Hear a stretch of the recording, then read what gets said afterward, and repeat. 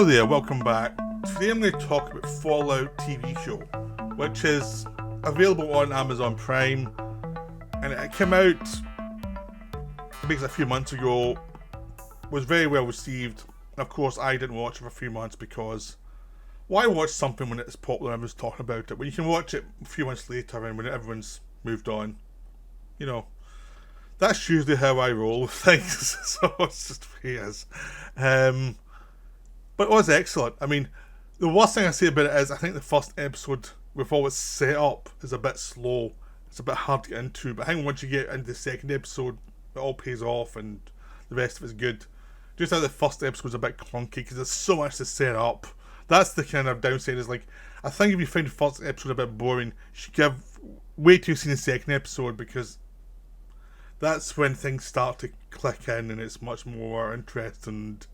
It just takes a lot of time because and the stuff they set up in the first episode is like, once you've seen the full thing, you can't see how you could avoid doing that. It's just a slow start to the story.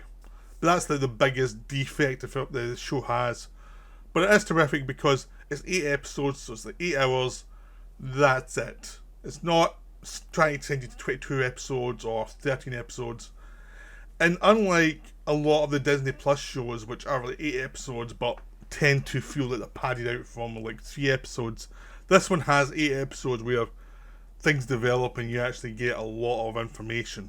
This is like the opposite of the Acolyte, which I covered last week, which had very little plot. This one has good plot, a lot of character details, a lot of character stuff that flows throughout the story, that expands the world, and just does it right. It just understands what this thing needs to succeed.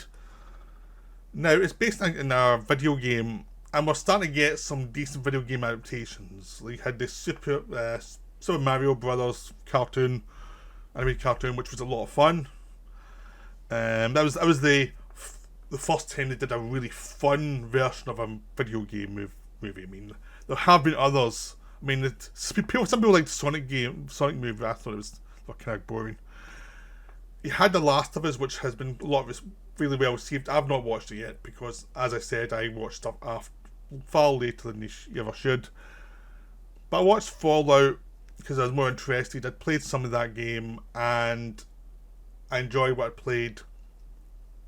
But I was watching other stuff as well, so it was on a kind of like, you're in a queue and I'll get to you eventually. It was in that kind of thing.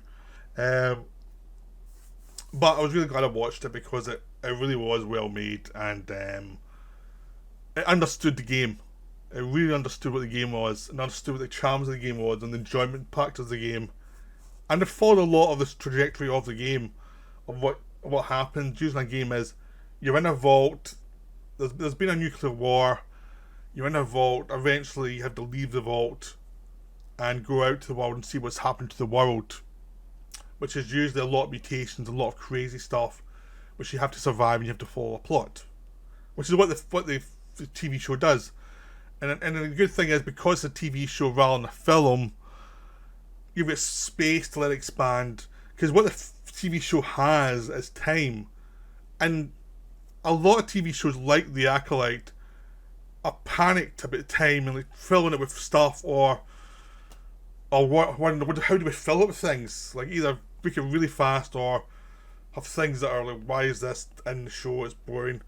This one, no, the time's what it has, and what's the advantage it has is, it understands that travelling from one location to another does take time, and you can have a lot of character stuff in between. You know, things can happen in between, and that's more interesting than a lot of time the destination. So it just understands you can introduce characters and little details earlier on, and they can pay off later on, and a lot of things can just slowly pay off, and you don't have to explain it straight away. You can explain it over time, and you'll get the idea of what's going on. And you can have a mystery for a couple of episodes that you can solve, and that just adds to the world. You don't need to solve it and it's like a big thing. It's like, oh, I understand how that works now. And actually, mystery and figuring out how it worked was the enjoyment factor, rather than it's an empty bit of mystery because you're scared about being boring, and you've slated the mystery to be something it's really not. This understands that some mysteries are small mysteries and some mysteries are large mysteries, and that's just the way it goes. And a lot of the small details really count. So you've basically got a lead character who's this young woman played by Ella Purnell, whose father was kidnapped in the first episode from the vault, and she has to go out and find him, really in the wasteland, and she only has a very rough idea of where to go. She has to escape from the vault because no one wants her to go after them, after her father. Because that's like, no, just stay here and be safe. And that's the basic idea for them. Just stay here, be safe, be a great member of society, do not worry about any of this stuff, you'll be fine. And it was like, she's like, nah, I'm going to find him. So she has to go out and learn how to survive, and the whole thing is like, as she's told by a few people, is like, you're not going to be the same person after you go out in this wasteland. Or if you survive the wasteland in any possible way, you will not be the same person you were before you started the journey. Which is true, but also she has a perky personality which she gained from spending all those years in the vault and not having a lot of the troubles that the people in the wasteland have. So she still has a basic personality left after a lot of tragedy befalls her. But she does become different. She just has to learn to be more like understanding of the brutality needed to survive in the wasteland without having to be completely cynical about it. But also there's another character played by Walton Goggins who was an actor in before the nuclear war, and he's now a ghoul. A ghoul is basically this character, this kind of being who can survive for centuries as long as he gets something in his system that will fight the ghoulish nature, which allows him to retain his basic personality and save him from becoming a total monster. So he survived for years, and he to get this stuff, he's become a bounty hunter, and you go back and forth in time with him, and you find out who he was before.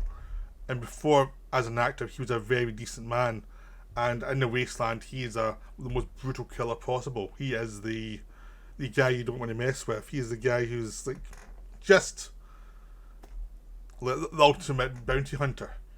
And you get the juxtaposition between these two characters as you find out how one became the other throughout the story, and what led to him becoming this other person. So, and it's the interaction between these two people, as well as other people they come into contact with, which creates the drama. You also have a character who's these things called the knights, who go around and dispensing justice. So there's this guy who's a squire. Squires are the people who carry the knight stuff around this basic, massive bag that looks like a golf bag, which is full of stuff and placement parts and things for the knights. The knights are all covered in this metal, and the metal can do tons of stuff. His knight is killed straight away in the wasteland, so he takes over the knighthood, and basically he has to follow the clues to try and find this person who's escaped from the labs. He has to find this guy's head, which is filled with details that will change the world. The woman finds out that this guy's head is the thing of getting an audience with a person she's hunting down to find out what happened to her father, because this person obviously kidnapped her father. And finally, Walton Goggins it's a big score for him, so he wants the head too. So these three people are trying to find his head. So essentially you've got the good, the bad, the ugly situation where you have three people interacting throughout the story, all trying to get this one thing for different reasons. And as they interact, after they move around in different variations, you find out more about the world. You find about other vaults and what they're about. So there's a Vault 4, which is basically made up of mutants, which is a really cool sequence, which turns out very different from what you expect. There's various weird there's various townships that you have action scenes in that are full of little details that are really enjoyable and are full of life, and there's just great details with them. And the whole story is full of details that add to things. You've also got Ella Pennell's brother, who's still in the vault. He's a younger brother, and he's trying to work out what's happening in the vault, because there's something obviously part of the mystery is to do with another vault that's just tied to their vault, Vault 31, which he has to try and get into. He has to try and figure out. So we have to try to figure out how the actual vault system works, and where the corruption is, and what's going on, and it all ties back to what's happened in the past. And I don't want to get into tons of details, you need to watch it, but there's lots of details that build and build and build to something that actually pays off. So this is how you do television right, basically. It's like, you take what you've got, what's your advantage is time, and you fill the story out with things that take time, things that would maybe cut out if you're doing a shorter story, like for a film, that you can expand upon it, so that instead of having like 10 minutes on it, you can have a full hour on it, and you can fill the details and have conversations that we normally have to not have, that actually are very telling about the way the world is, and it makes it a more complicated world. You've got lots of stuff I've not talked about that you find out as the story goes on, a lot of personal tragedies and things that are really well done. But the main point of the story is to find out what this world is. That's what you get for the first series, really, is what is the world, who are these characters in the world, and why is certain things important in this world. So it does this set up perfectly, really. Just gives you what you need. And then, most importantly, it stops before it has an end point. It gets the end point and then it stops, and that's the end of season 1. So whatever comes next is the next story. So it doesn't overstay its welcome. And it knows, basically, even though it's got time, at a certain point you can wear out people's patience, so it knows when to move on to the next thing. So lots of good actors and supporting parts explaining things in a way that it's not explaining them directly to you, but you get the idea of what's going on with them. And they have good actors who can do exposition that can make it land properly. So this is a really terrific show. I'm going to end the video now because it's a new show. I don't want to be in danger of spoiling. Just say the acting's terrific. Because everyone's cast well, and they all have understanding of characters, both in the main parts and supporting parts. Production design is terrific and very much made by people who are in love with the game. All the details are perfect, but done in a decent budget. And just the writing's really well done. It's like, it's not trying to be Shakespeare, it's trying to be just this little genre show with lots of ideas. It's a genuine science fiction show with this world and what happens within this world. That's what Straws try to be, is a fun sci-fi show.